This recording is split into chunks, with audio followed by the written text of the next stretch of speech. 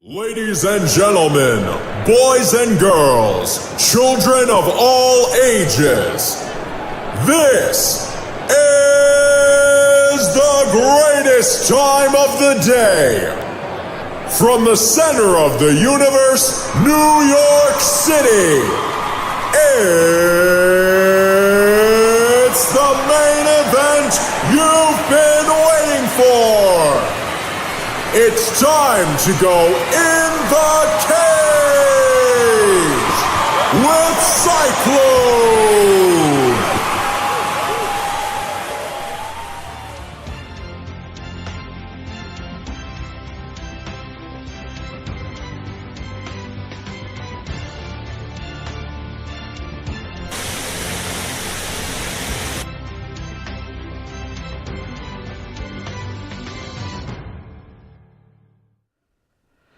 And your Messiah is here. But before we start this whole big shindig off, since we last met, since I last came into your lives, the world of MMA suffered not one but two untimely deaths. First, Norifumi Kid Yamamoto and Glenn Robinson. Now look, before there was a TJ Dillashaw, before there was a Cody Garbrandt, before there was a Demetrius Johnson, there was a Kid Yamamoto. This guy was the meaning of the word martial artist, all right? Towards the end, he finished his UFC run the way, sadly, most great fighters do, on the downturn. And what can I say about Glenn Robinson, man? The founder of the Black Zillions.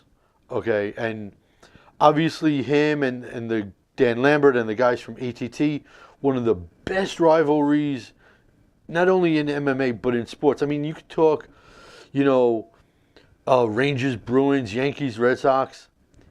ATT and Black Zillions rates up there in the world of MMA, and we lost both those guys. But I wanted to say may they both rest in peace now. And I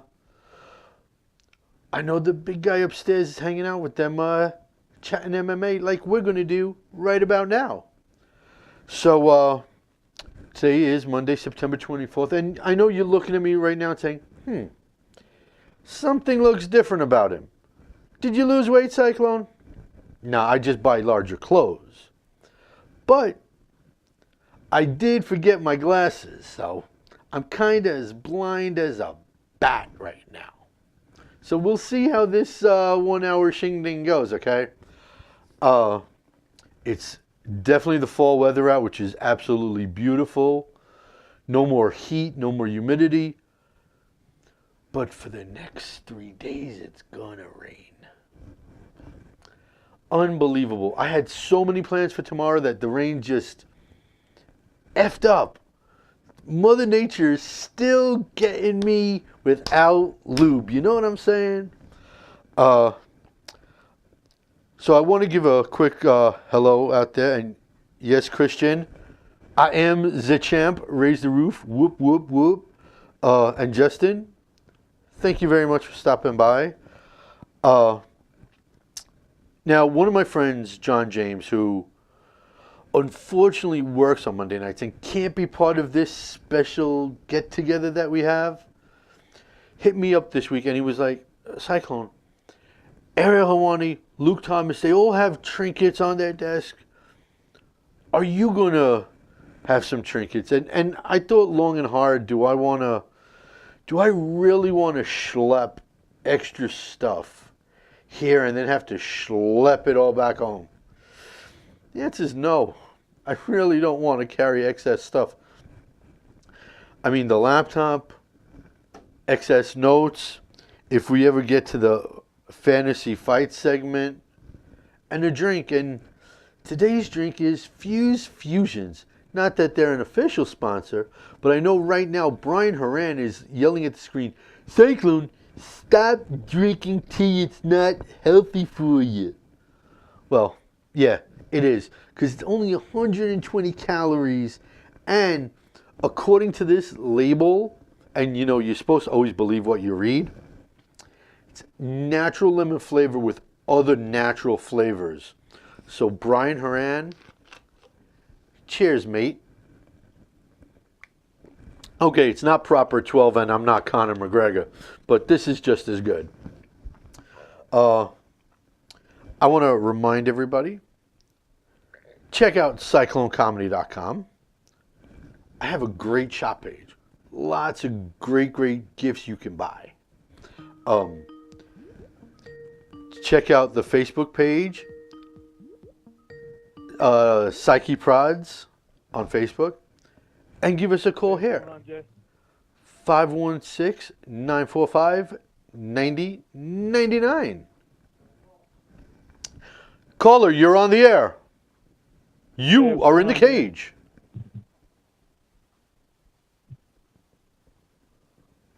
Caller. Hello. Hello. Hey, Jay, can you hear me? Hey, Brian Horan. What's going on? Not much, sir. And how is your day gone? Pretty good, pretty good. So I got a question for you. UFC 230, it's about a little over a month away, and there's no main event. And now we know that Tyron is most likely not going to be able to compete. What do you think the main event's going to be? Okay, well, I was actually going to get on that topic later in the show, but since you brought it up, tickets for 230 actually go on sale Wednesday at 10 a.m. as the pre-sale. So tickets go on sale Friday to the public at 10 a.m. on Ticketmaster.com. Not that they're a sponsor, but I might as well give them a shout out. Here's the thing about 230. The ads that you're hearing on the radio right now are Nate Dustin. That's what they're promoting. So, it wouldn't shock me if they move that to the main event, make it a 5-round fight, which is what it should have been to begin with. That's good enough to main event a card, all right? Yeah. The other thing, I know someone deep inside the bowels of the UFC, under the blanket of anonymity, said to me that they were trying to get Stipe DC too, but DC doesn't want to do it. DC's been a company man, so the company is going to do what DC would like to do as he ends his career. There was rumors that Henry and TJ would super fight, and the only reason why that shouldn't happen is because TJ, there's like a log jam at the top, okay, of the bantams. Yeah. They have to clear each other out, and he's going to have a lot of sharks on his tail really fast. Okay, so probably in 2019, TJ's looking at 4 fights. Cejudo, on the other hand, I guarantee you, and you're going to hear this from me first, DJ will not be seen for another 8 to 10 months. Mark it on your calendar that today I hit you up. Okay? No, he just wants to get away. He's doing the gamer thing. He has 3 little kids. He's going to have a 4th now. He doesn't need this anymore. He really doesn't. I mean, they could do Woodley Usman as a number 1 contender. Okay, I even heard Colby and Usman for an interim. And I don't think, being that they just stripped Colby to give him the opportunity to fight for a second interim belt right after they stripped him from the first time. I'm telling you, I think they're going to just move it up to the main event, Dustin and Nate, and they're going to find a suitable co-main, which is a lot easier of a headache to deal with than finding a main event. Yeah, I agree. Of course you do, because I'm right. I'm always right. Yeah. And you know what? Because you're the first caller, and I know how much you hate using Alexander Graham Bell's invention for what it was made to do, I'm sending you a prize. Well, thank you. I appreciate it. I mean, Lord knows you have enough prizes in your life. What's one more? What's one more? So, Thank you very much, sir. No problem. Thanks for taking the call. Take it easy. No problem. All right. Now that business is out of the way, I want to say hello to my cousin Lisa. Gabe Ferrari. Listen, Thursday morning, there's going to be a sale with your name on it. And Christian Newlove, hello, sir. Thank you for joining our family. Now,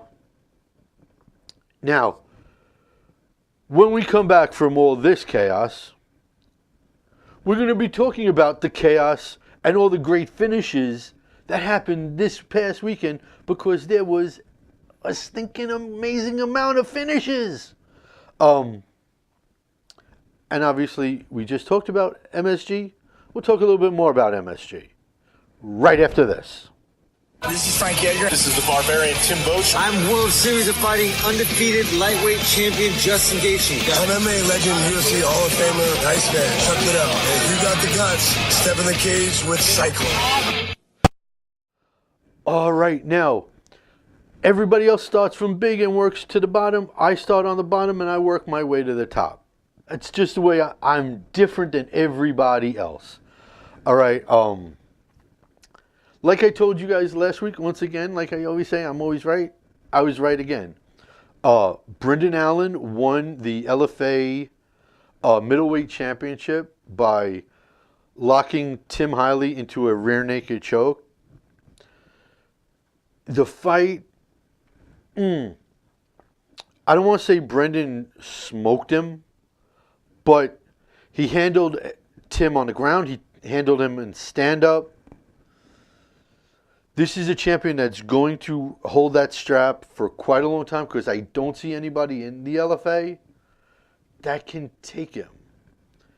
And speaking of taking, Bobby Lee, not the Bobby Lee from Mad TV, Bobby Lee, the MMA fighter, with an incredible, and I'm talking incredible, flying knee right up the middle to the jaw of Ben Newman, put him out cold. As a matter of fact, he was out before he hit the canvas. He was out like this. And when he just hit the canvas, he was a dead fish. So those were the two big highlights from LFA 50 this past weekend. Now we got to start getting bigger. Bellator 205. I mean, so many great finishes. You have Steve Mowry going to 5-0, putting an Americana on former Miami Dolphin tight end Ben Moa. Okay. And Ben is one of these guys that go from the NFL to MMA that eventually, you know, there's some bumps in the road early in his career, but things will smooth out. He's not like a CM Punk type. He's not going to, you know, be like a one and done. Ben is going to find success. He just has to work a little bit harder for it. Adam Bullrich, the 25-year-old phenom, is now 8-0 after he put Jose Naldo Silva into a rear naked choke. And Jose Naldo, wow. I mean, the last time I saw him personally, Marlon Moraes at World Series of Fighting was just pummeling him. Okay. Jose Naldo, and a lot of people like to just call him Jose Silva or Naldo Silva, Jose Aldo Silva. He is a long time fighter. And that's what these Brazilians are. And same things with the Russians. They start fighting at the age of 14, 15, 16. So when they're in their early 30s, they have 50 to 60 fights under their name. Okay? Jose's starting to slow down. The young movement, the youth movement is starting to catch up to him more and more and more. So I think we're looking at the end of Mr. Silva's career, give or take 12 months. I don't see him going past another year, unless it's truly he wants to be like a gatekeeper type for the love of the game. I'm going to win one, lose two, and keep fighting for the rest of my life. Patricky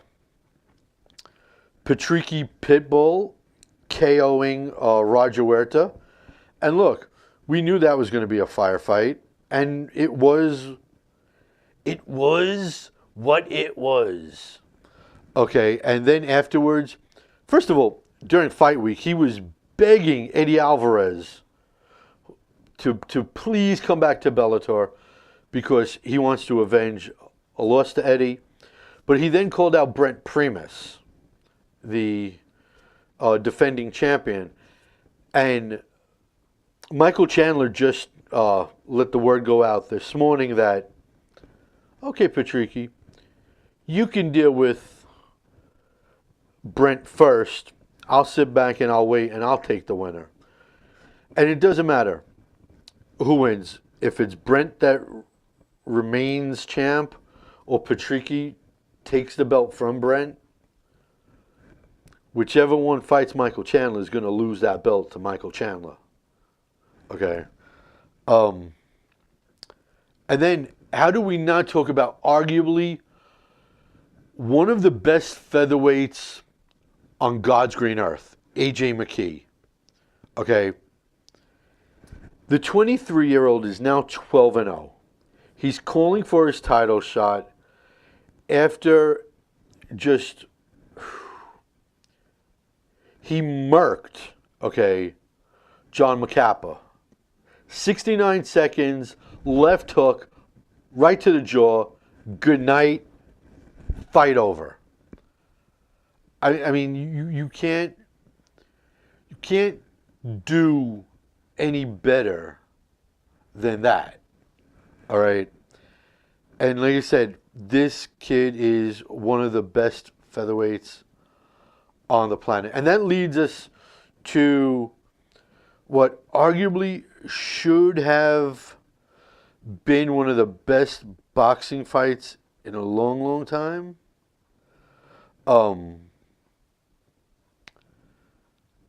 And it was what it was. We'll say that much. Anthony Joshua, okay, and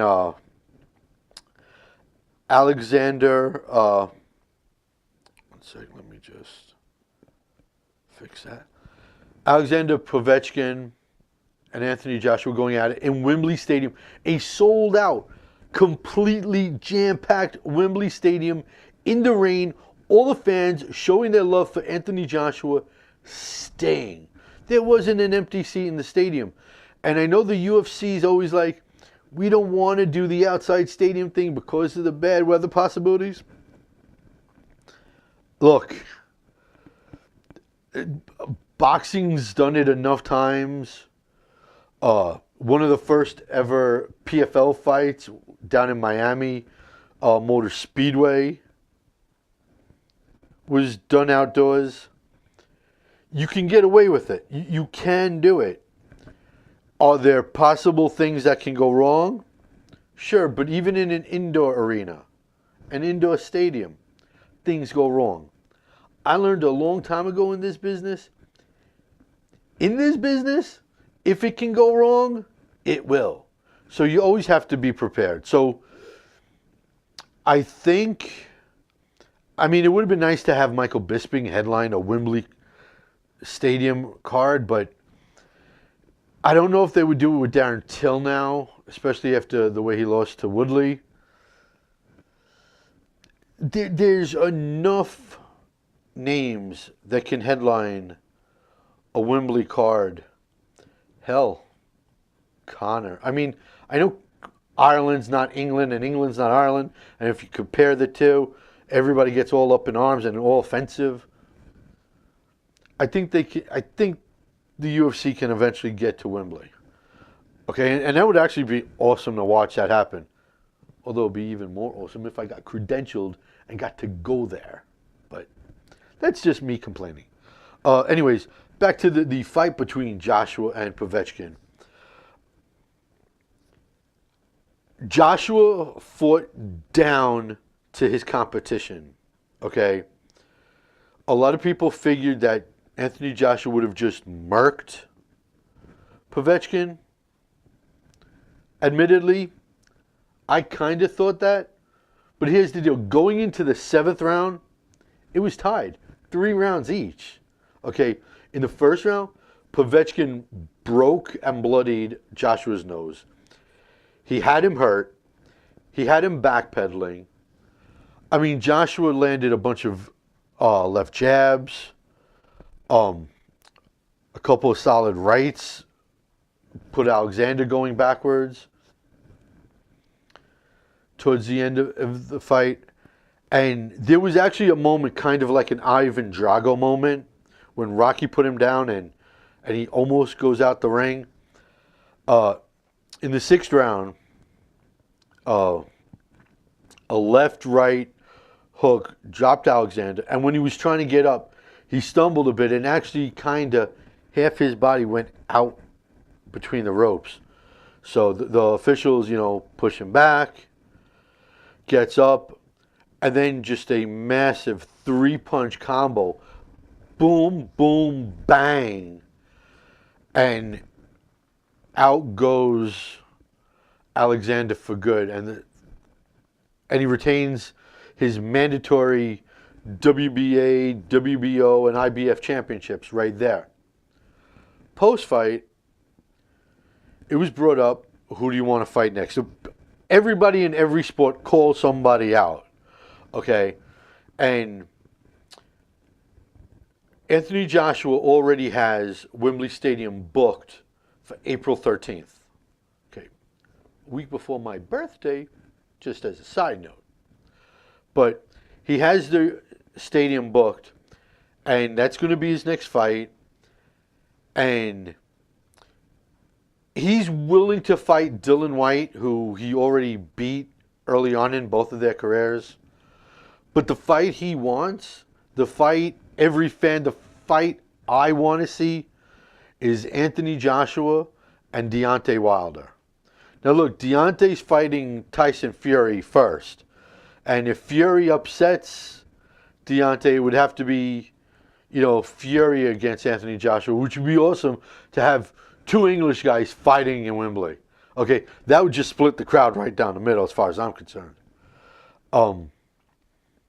But if it's Deontay Wilder, which smart money's on, here's the thing. If you're Anthony Joshua and you fight the way you fought against Alexander, you fight that way against Deontay, Deontay's going to crack you in the first round and you're going to go to sleep.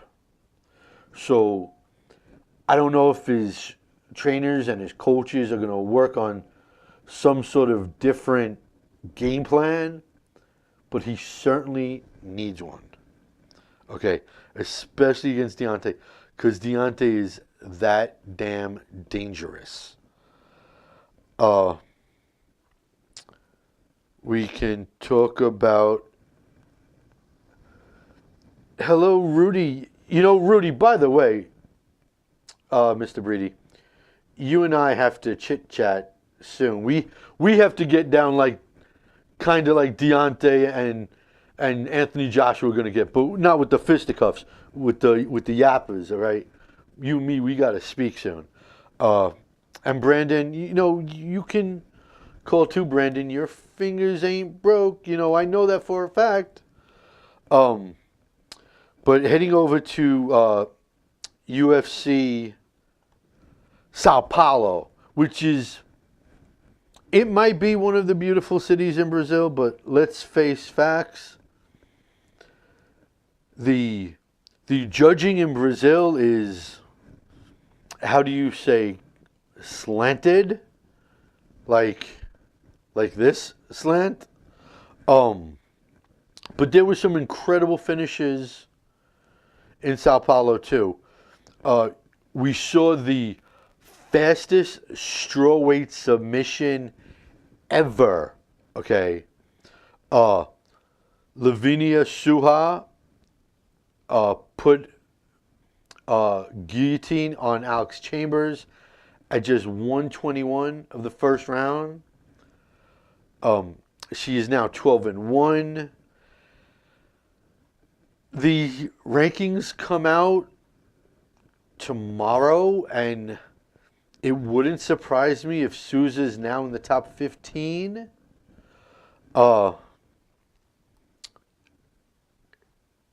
She has to be. I mean, let me just look and see the present. Yeah, she can push her way into the top 15, definitely. Talis Latis obviously retired. He called that he was going to retire after this fight. He goes out on a winning note, unanimous decision over Hector Lombard. And look, Hector Lombard is now, it's beyond being a gatekeeper. He's now 3-9 in his last 12 fights in the UFC. And I'm telling you, mark this down on your calendars. You heard it from me first. There is better than even money on the chance Hector Lombard gets cut before this week finishes. I don't see how much longer he can stay in the UFC. I really don't. He's not what he was, not even close. He is a shell of what he used to be. I mean, he still hits hard, but you need a lot more than that to stay in the UFC. All right. For the first time in his career, Ben Saunders tapped out. And he tapped out to Sergio Moraes putting a triangle on him. Evan Dunham retired like he said he was going to do. And he goes out, sadly, on a losing note. He lands a left uppercut. And this is what you call perfect timing. He lands a left uppercut just as the same time as Francisco Trinaldo hits a knee right to the body, and it just crumbled. It hurt to what I felt bad for Evan. All right, I've met him a couple times. He's a good guy, but man alive, I actually sat there watching this thing feeling bad. Just because when you hit the solar plexus with a knee, full force, your body's just going to cave in on itself. And he dropped it, and that was it. We saw even more history. If you think that was it, we saw more. Charles Oliveira, Cowboy Oliveira, passed Royce Gracie with the most amount of submissions in UFC history with 11, putting a rear naked choke on Christos Giacos. Andre Ewell is now on a 5-fight winning streak. Okay, after a split decision win over Renan Barao. Renan Barao. And listen, Renan Barao, now that there's no more steroids or anything like that in the UFC, he's a shell of himself. He was talking like he wants a title shot. Not with a performance like he just put on this past weekend. He ain't getting known anytime soon. Little Nog comes back after a 2-year layoff. And he KOs Smiling Sam Alvey. And there's a very, very good chance that Little Nog now retires. He's had injuries for the last, for his whole career, now that I think about it. It's taken its toll on him. He has a lot of businesses outside of MMA. This might be it for him. Personally, I think he should have dropped the gloves in the center of the cage right then and there. Go out on a high note in front of the hometown crowd. But, some guys want to do things the hard way. And how do we not talk about the main event on Saturday? Goodness freaking gracious, as my grandmother used to say. The number 12th ranked middleweight, okay, Thiago Santos, taking on Eric Sanders, former University of Alabama linebacker, national champion, who was hot. Eric was hot. He was on a nice little streak, okay. But taking a fight in Brazil on 6 days' notice. Not exactly the smartest thing Eric could do. But he's someone that, like Dana always says, take a fight anytime, anywhere, any place against anybody. That's what Eric Anders does. Now look, Thiago is vicious, okay? They both actually started slugging. It was like telephone booth fighting, shot for shot, up close. Eric backed off, started with the takedowns, got 4 takedowns, did some nice work on the ground, and he pushed Thiago to the cage, trying for a 5th time to bring him down. And then Thiago just ba-bam, ba-bam, ba-bam. Elbows up the yin-yang. They both go down to the mat, and he's throwing rights and left elbows just upside Eric's head. And it went for about the last 30 seconds of the round. Okay. The horn sounds. Eric Goddard separates him. They can't get Eric Anders up. His corner guys finally get him standing. Start to carry him to his corner of the cage, and he just collapses. Goddard sees it, calls off the fight right there. I mean, I give Eric an A++ for heart and soul. Okay? And actually, after the fight, he came up with one of the funniest lines I've ever heard. He said he's never been that tired since his wedding night. Okay, but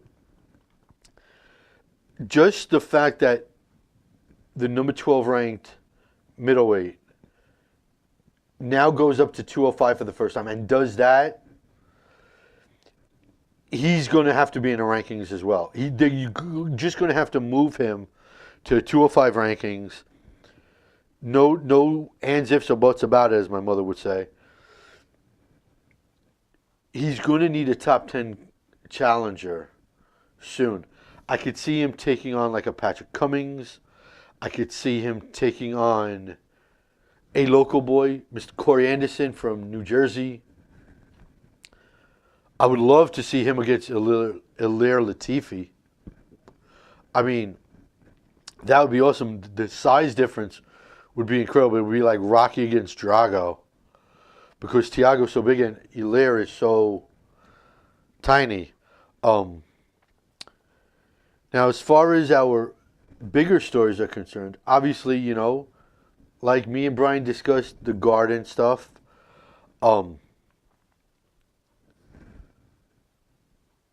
DC might be forced to vacate the light heavyweight strap and have Alexander fight somebody, and that somebody wouldn't be John Jones.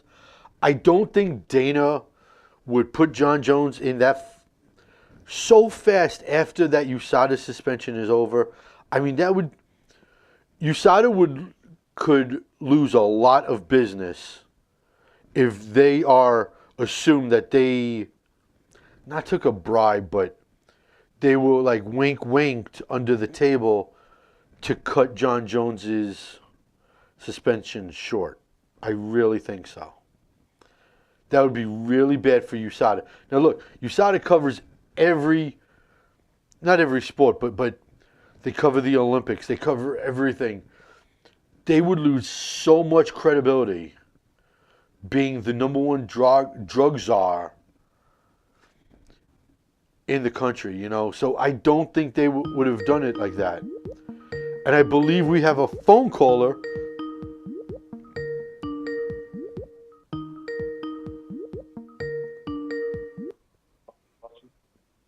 Caller, you are in the cage. Who are you and where are you? Hi, this is Andrew in North Adams, Massachusetts. Hello, Andrew.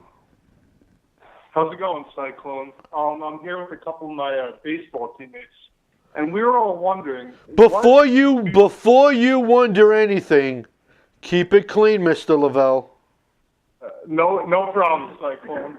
We were just wondering, what are your thoughts on NFL players potentially having a second act as being successful MMA fighters, just like a Greg Hardy type of guy?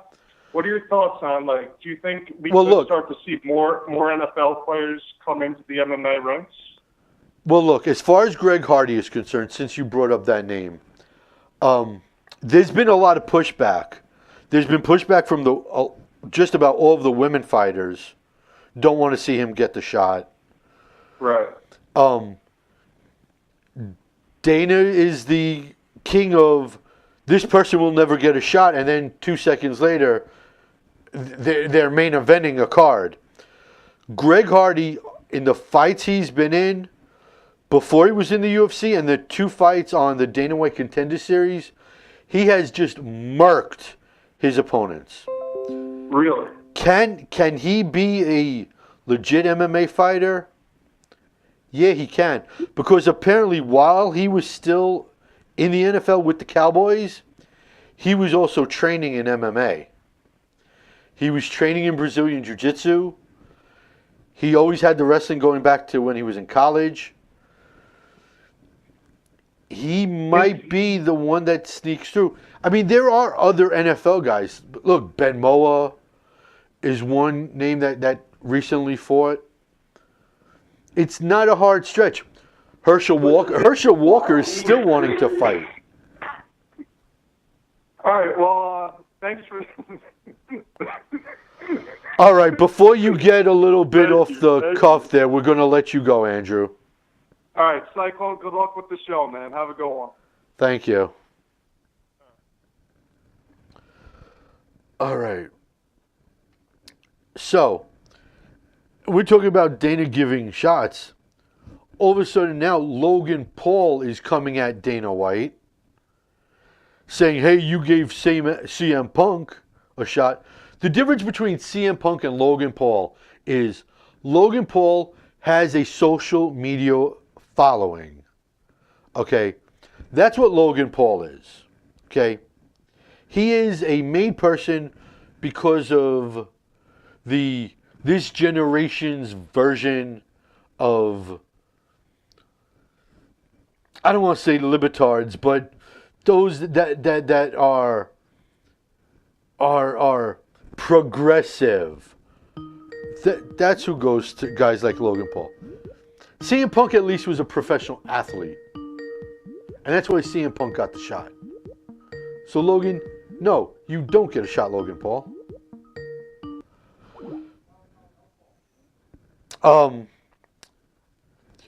There was talk that Tito Ortiz, after this whole thing goes down with Chuck Liddell, also wants to fight now Frank Shamrock in a rematch. So it seems that Tito Ortiz is now pushing himself to get like a second career going. So like what a George Foreman did, you know? George had that second regeneration of himself. And I think that's what Tito wants to do. And look, no bigger fan of Chuck Liddell's than me. Tito's going to murk Chuck. And it's not going to be pretty. Okay? If he's going to now take on Frank Shamrock next, you have to wonder who would be after Frank. Would he even rematch would he even rematch Chael Sonnen again? Okay? Because Chael's far from retiring. You know, now, when we come back, after these messages, we're going to be talking about Conor and Khabib. Because what's a show without Conor and Khabib talk? Right after this. Hi, I'm Jim Miller. This is Dan Merigliotta. I'm Derek Brunson. I'm Nick the Carney Lentz, and you're locked into the cage with Cyclone. Okie dokie. So this week was the big presser, and by presser I mean just the press inside Radio City, which is one of the biggest venues in New York. I can see why Dana wanted, for safety reasons, to not have the public get in, but I mean, it worked, and some people say Conor went over the top at times. I don't think so. Conor did what Conor does, all right? And there is not a single fighter ever in the history of combat sports, and that includes Muhammad Ali, okay? Nobody does as much digging and research than Conor McGregor. Nobody. Not one single fighter. Okay. Ali would go after you, yourself, okay? Case in point, calling George Foreman a gorilla. I mean, his wars with Joe Frazier, his verbal battles with Joe Frazier, his battle with Ken Norton Sr., okay? All legendary, okay?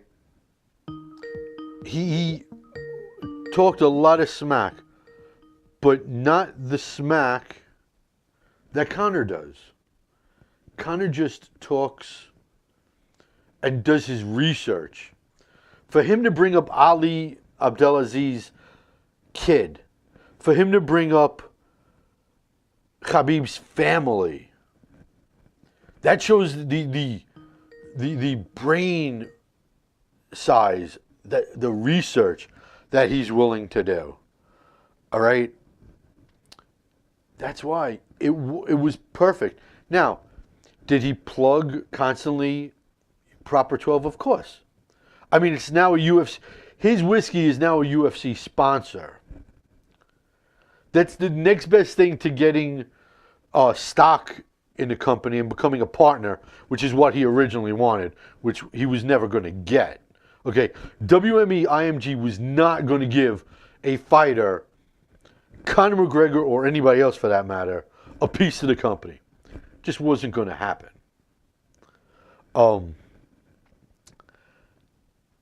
yeah, and look, what do I think is going to happen in the fight? I don't know.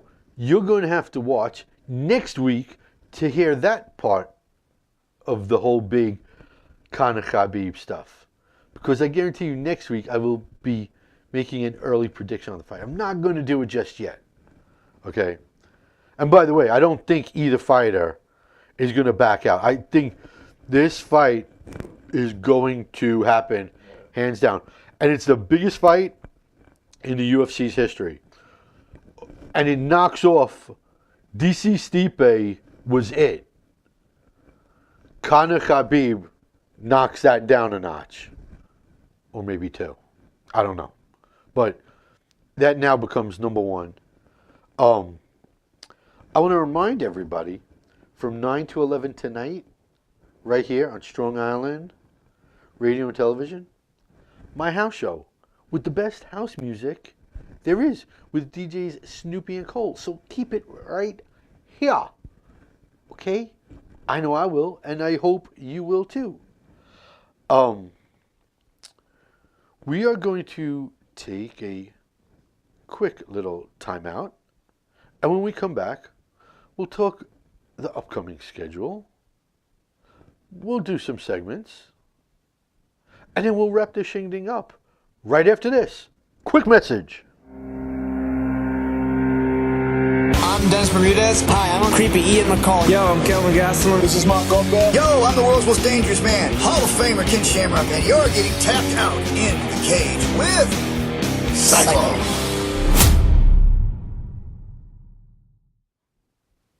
So I want to remind everybody, 516-945-9099 contacts me right here, Paradise Studios, Strong Island Radio and Television, the best venue on the planet, right here, Strong Island.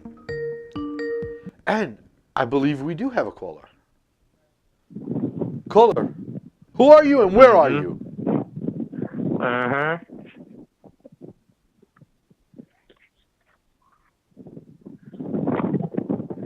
Mm-hmm. Hello, caller. Uh-huh. Okay. So look, I'm not going to go Mike Francesa on you guys. But I got an idea. I know what's going on. And listen, I want to thank you fanboys for keeping it here and watching me. While you're home accomplishing 0, okay? I thank you for being a fan of mine. Keep watching, okay? Keep watching, keep accomplishing nothing, and be a fanboy. That is why God put you on this planet. Okay? So, hats off to you, my brother. Now this week we have King of the Cage and Combate Americas on Friday. LFA 51 is this Friday also, where Jamie Lynn Rivera, who just lost to Valentina Shevchenko's sister, Antonina, on Dana White's Contender Series. She's in for a fight of her life again. I mean, if the fight against Shevchenko wasn't enough, now she's in there with a 21-year-old powerhouse who is great on the ground, great in stand-up. She's undefeated. She's 5-0 early in her career. She's 21, okay? And she's a powerhouse. The Colombian queen herself, Sabina Mazo. So this might be another bad loss for Jamie Lynn. Might be. Mark it down. Write it. Check back with me next week. Bet you I'm right. Saturday we have Cage Warriors 97, where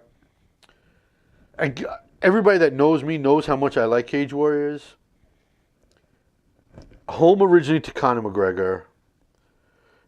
Then it went to, the mantle went to Paddy Pimblett. And it's still on Paddy. I mean, Paddy's still a powerhouse there.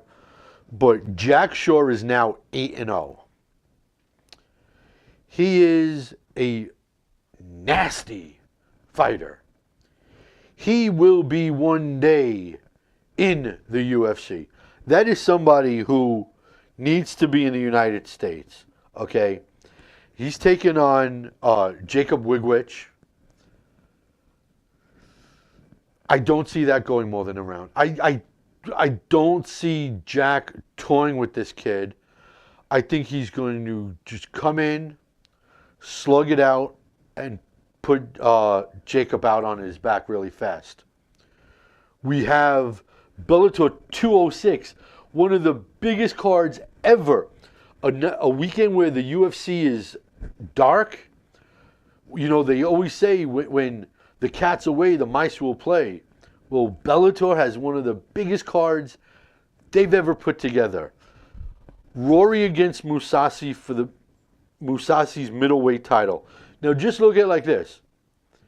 If Rory wins and becomes champ, okay, he would have just been in a war with Mousasi to win the middleweight championship. He has John Fitch in the first round of the welterweight tournament to defend his welterweight belt. He's going to have to go through 3 fights right there to defend that strap. Rory McDonald might be, if he comes out of it holding both belts at the end of all this, Rory McDonald might be looked at as pound for pound better than Daniel Cormier, better than GSP, better than anybody else. Because Bellator's 2 best divisions, the middleweight and the welterweight, he would have smoked everybody. And that is what makes you, pound for pound, number 1, the GOAT. When you smoke everyone. Okay. Now it would be nice to see if, I mean, his body frame wouldn't be able to take it, but if he could go up to light heavyweight and become a champ, you know, that wouldn't happen. And someone like a Ryan Bader would just, I mean, Bader has a power. Rory Rory likes to go into wars. It would be interesting and fun to watch those two go at it. I don't see it happening. You got Rampage and Wanderlei Silva 4 happening on that card. And you have Amber Leibrock taking on Arlene Blencow. And I am working on getting Amber right here on this show. Been talking to her. She kind of teaches a class right around now, so she couldn't do it this week, so hopefully we'll get her in the next couple of weeks. And we're going to do some segments and wrap this up after this.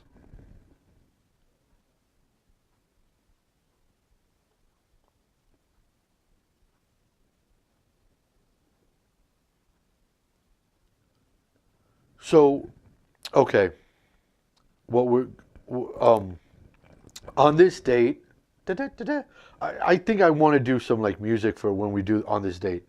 But today celebrates the Happy Warrior Roxanne Modafferi's birthday. She's 35. Sarah McMahon, no relation to Vince, Shane, or Stephanie, is 37. As is one of the nicest guys on the planet, Brian Stan. Brad Pickett turns 39 today. Today was also UFC 22, long time ago, when Frank Shamrock submitted Tito, which is why Tito wants to now fight Frank Shamrock. Chuck Liddell TKO'd Paul Jones. Then UFC 135 went down on this date too. John Jones submitted Rampage. Matt Hughes got KO'd by Josh Koscheck. Nate Diaz submitted Takanori Gomi. And all that happened today on September 24th, on this date in MMA history.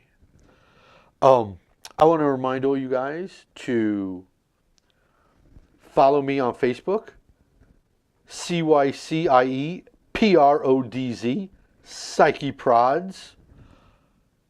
Keep it right here on Strong Island Radio and Television. Check out my website, CycloneComedy.com, for all things Cyclone. And until next week, ladies and gentlemen, I am Cyclone, saying, just because you're not an athlete doesn't mean you can't be an athletic supporter.